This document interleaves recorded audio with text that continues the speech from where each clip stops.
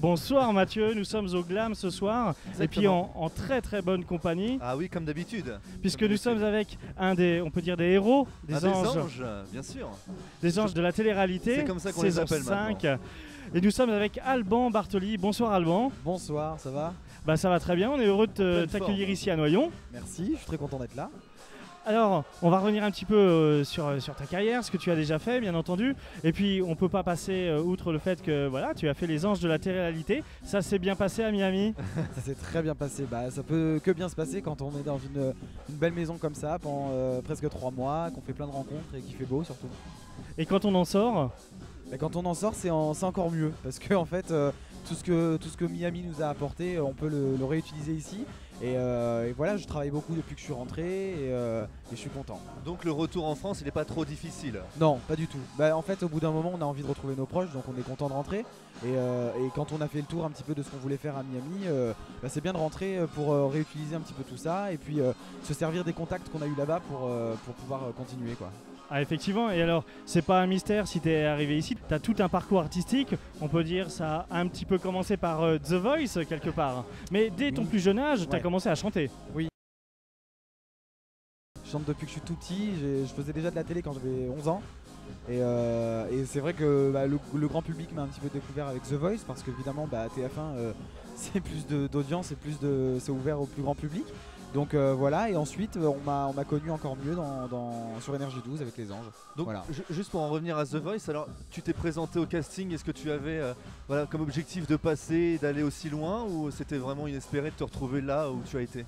Et en fait j'avais fait beaucoup de casting de comédie musicale avant de faire The Voice. Et c'est le directeur de casting de ces comédies musicales là, donc Mozart, Ah oui, Cléopâtre, d'accord, etc. Qui s'occupait du casting de The Voice. Et un jour il m'a appelé, il m'a dit j'ai un programme qui pourrait t'intéresser.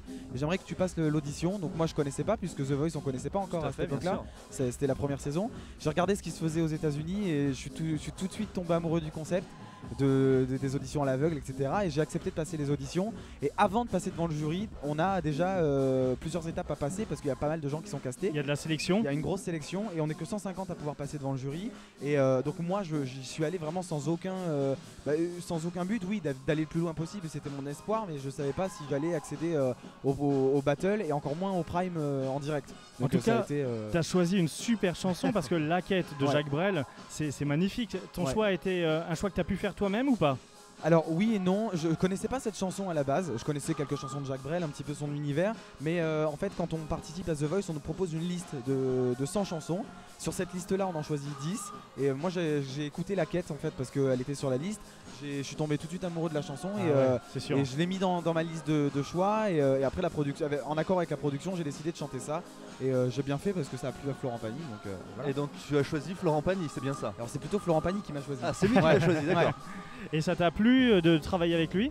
Ouais, c'était vraiment chouette. Bah, c'est quand même quelqu'un que j'ai suivi depuis que je suis tout petit. On connaît tous ses titres et c'était un petit peu bizarre de se retrouver en tant qu'élève entre guillemets de Florent Pagny. C'est une chance. Donc rien que pour ça, j'étais déjà content de participer à ce projet. Et maintenant il y a prescription. Si jamais les 4 s'étaient retournés, t'aurais choisi qui?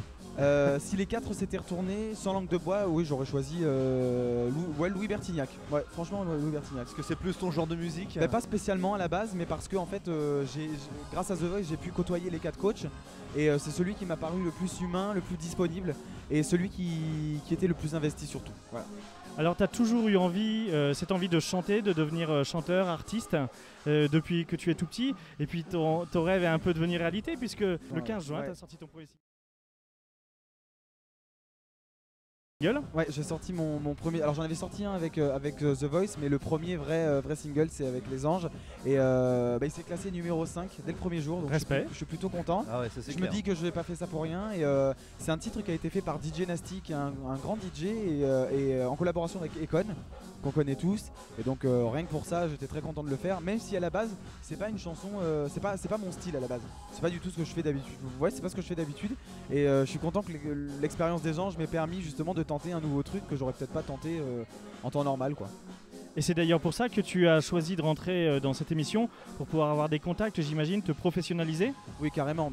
Quand on m'a proposé Les Anges, j'avoue que j'étais un petit peu sceptique à la base parce que l'image de The Voice, elle est un peu différente en fait de celle des Anges. Elle est moins sulfureuse. Donc voilà, j'ai posé le pour et le contre et finalement je me suis dit que ça pourrait être une belle expérience quand on a 22 ans. Voilà, c'est con de refuser ce genre de choses et ça permet vraiment de se professionnaliser dans le sens où on a peu de temps pour travailler puisque à l'américaine ça se passe comme ça, c'est très rapide. Donc j'ai une manière différente d'aborder les choses maintenant grâce à ça. Est-ce que la cohabitation avec les autres anges est plutôt facile ou il y a toujours des moments où on aimerait bien quand même retrouver de la solitude? Quand on vit en communauté, c'est jamais simple. Mais contrairement à la vie normale, à la vie quotidienne, je suis un petit peu un tyran parfois. Et là, j'étais très étonné de faire autant de concessions et d'arriver à supporter les gens. En fait, en réalité, j'avais une technique. C'est-à-dire que comme je m'entendais plutôt bien avec tout le monde, quand il y en a un qui me saoulait, j'allais voir quelqu'un d'autre.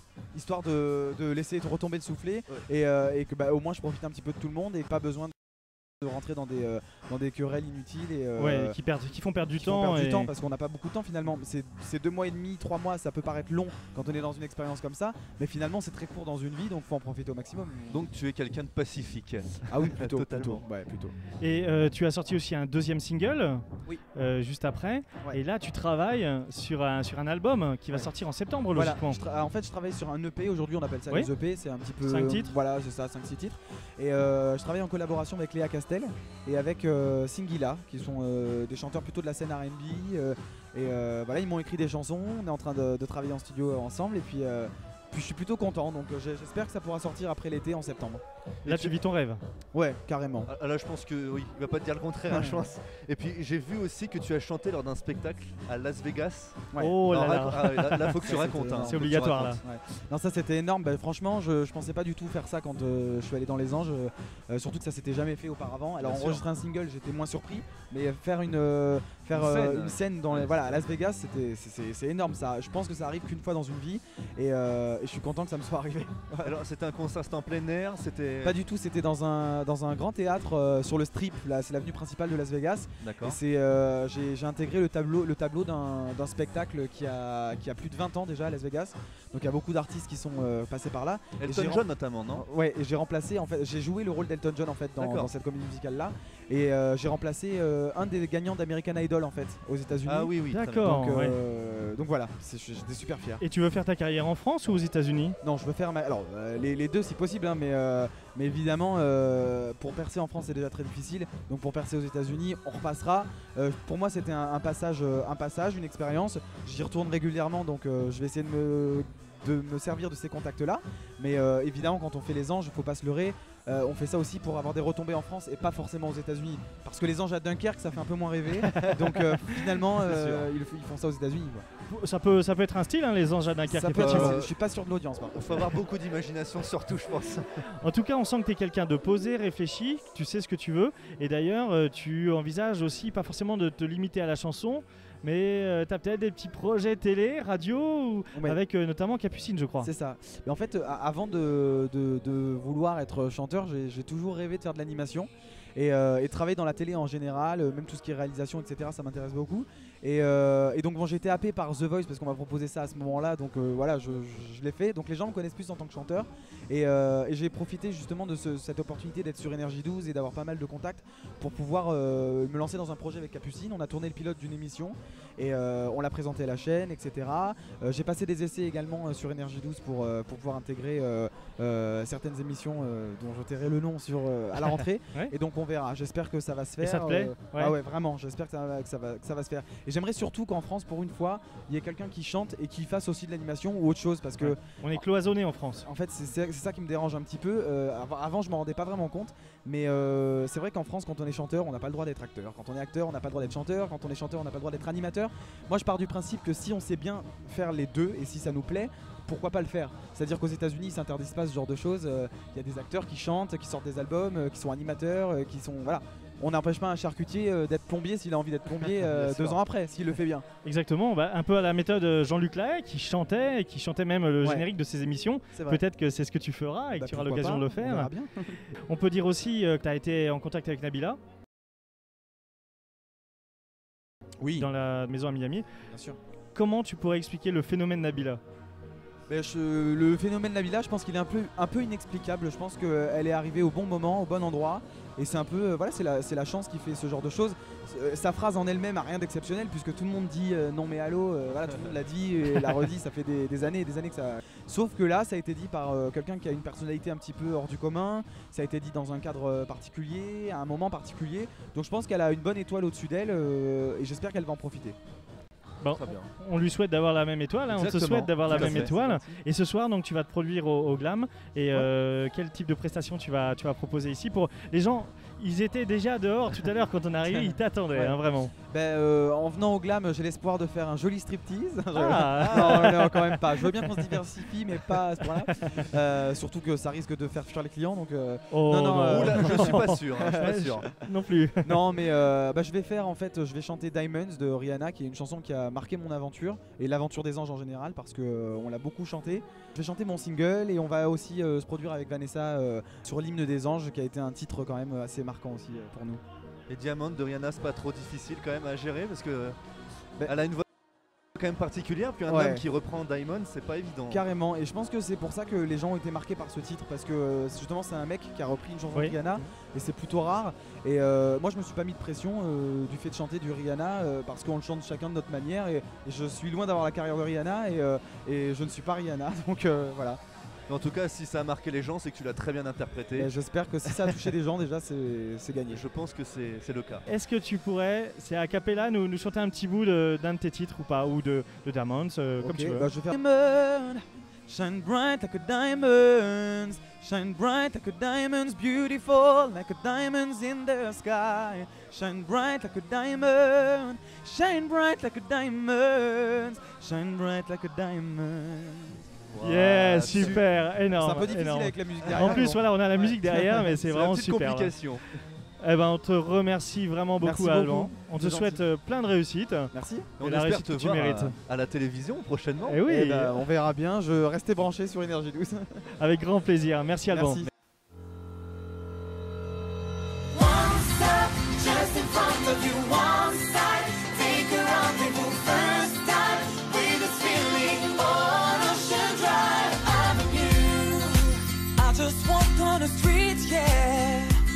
My empty heart and my open eyes. Nothing could happen to me. People just standing by for a while. I was watching my iPhone, 'cause I forgot the name of the store I looked for. And suddenly I feel something like an angel